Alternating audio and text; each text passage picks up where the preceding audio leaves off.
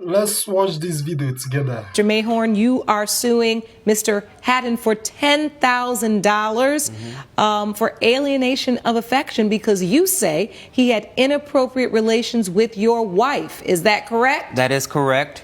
Please explain.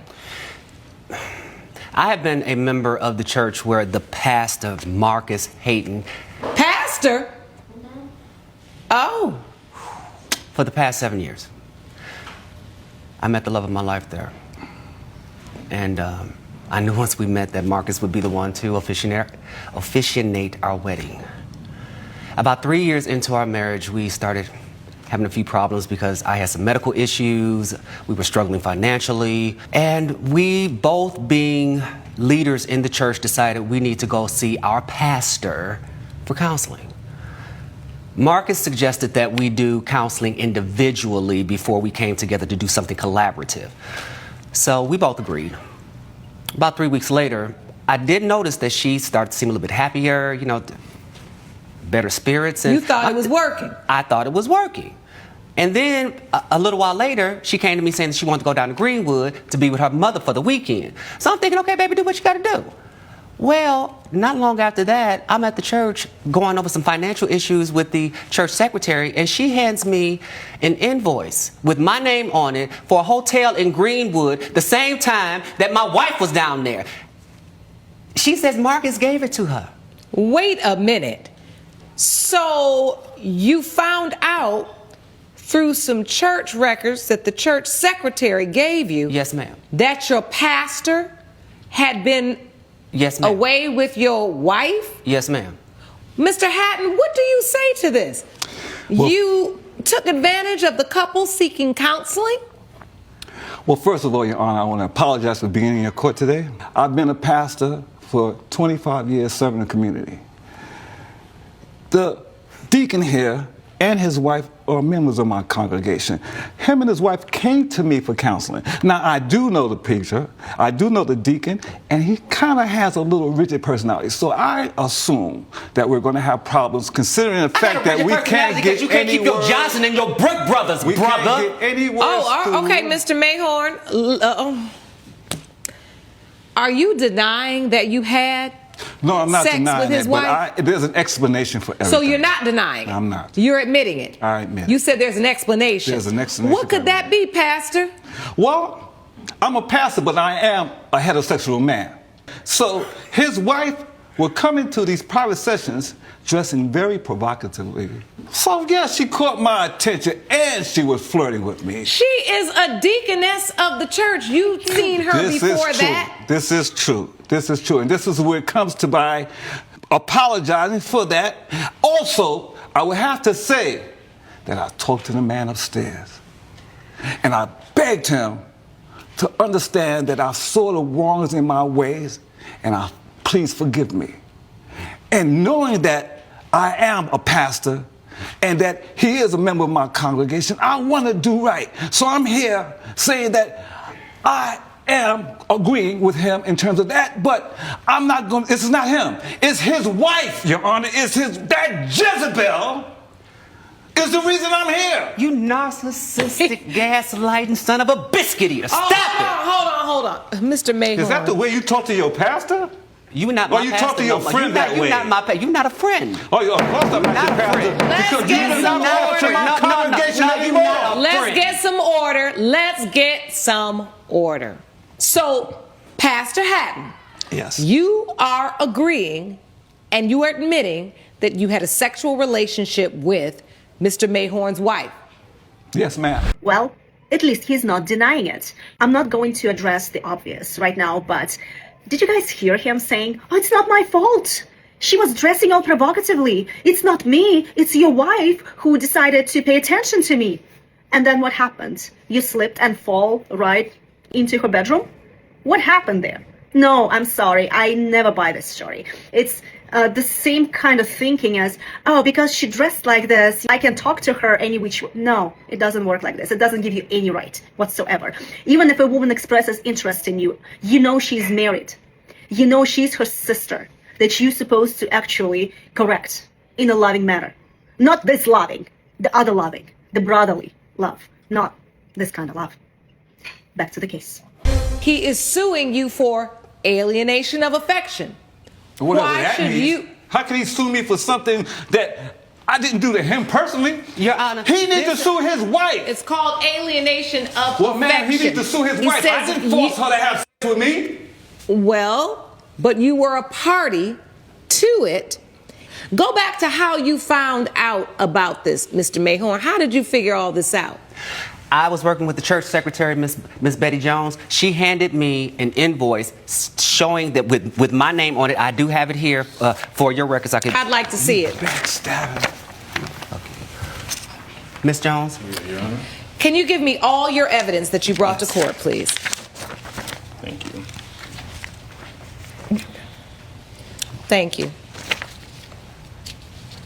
So this is the hotel bill? That's also my food delivery bill because subsequently my wife left me. She told me she didn't want to be married with me anymore. So now I got to cook for myself. I got to clean my own house. So you don't know how to cook and clean? You know what? Your mama. All right, do you have any evidence for me, sir? Evidence in terms of what, ma'am? Evidence that you bring to court to prove your case. This is my word against. I already admitted that I had relations with his wife. That's exactly right. But you said a Jezebel spirit? I thought you might have Okay, brought yeah, in so we something can to get prove, into that. to We can prove that definitely. you were not intentional in this. Because if you intentionally came between him and his wife, that's the basis for alienation of affection. Well, And now your witness is standing. I'd like to hear from her, Mr. Mayhorn. State your name for the record, ma'am. Yes, my name is Betty Jones. Hello, Ms. Jones. What would you like to add to this? I would like to add that I have been the church secretary for over 25 years.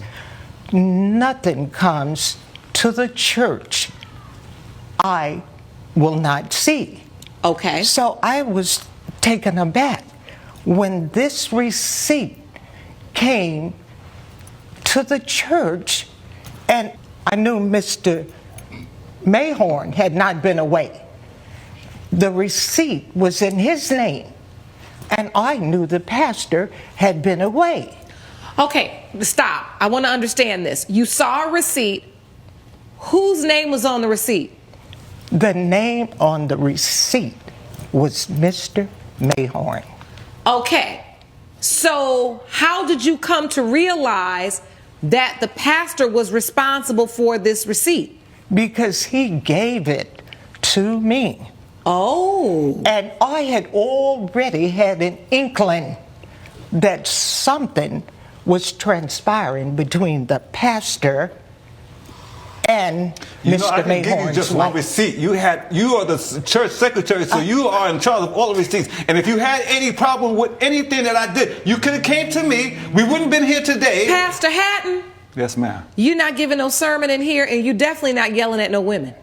So bring it down a notch. Yes, ma'am. One of the first signs of a narcissist is he blames for his misfortunes anyone but himself. So at first, he said that that's the plaintiff's wife who initiated the relationship. Okay. Then he blames this lady that he ended up in the courtroom.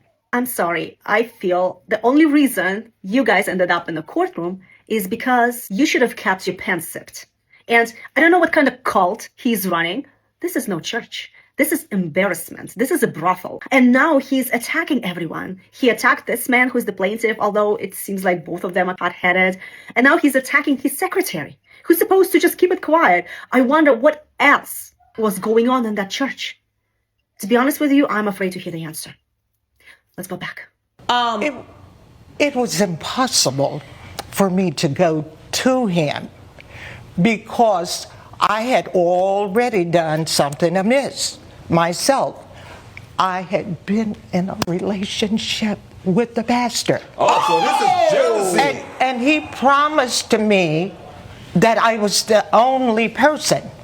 But when I found out I wasn't the only person, I was highly perturbed. Well, listen, babe, if you're going to tell the truth, tell the whole truth. The only reason you say anything to this man is because you're jealous. No. Because I was with his wife and not with you. No. Be honest. The church secretary just said, not only are you sleeping with the deacon's wife, you were sleeping with her too, and Yes. you didn't deny it. Don't deny any of it. What kind of pastoring are you doing? Well, I'll say this.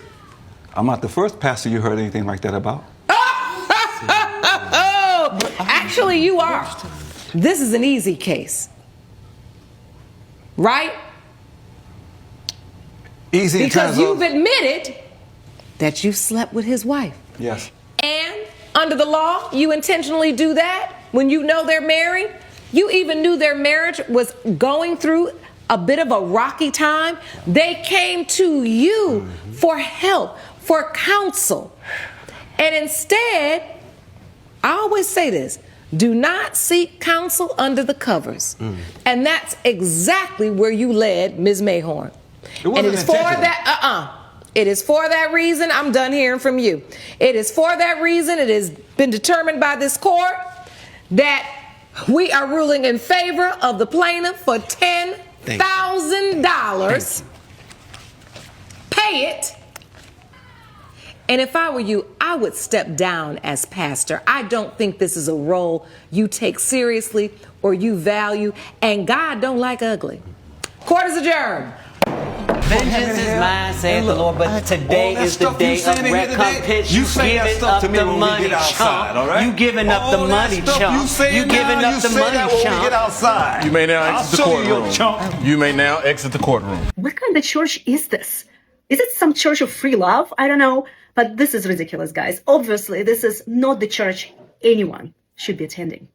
The defendant mentions he's been a pastor for 25 years, and I don't know what kind of Bible he was reading. Or was it a Bible? Was it something else? I don't know.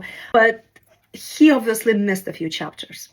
So I'm not going to even touch on that subject because whatever we just witnessed is so wrong on so many levels. And it just looks like he has never held a Bible in his hands, yet alone read it. I completely agree with the judgment. I do believe the plaintiff is owed that money all the way, and he is the victim in this situation.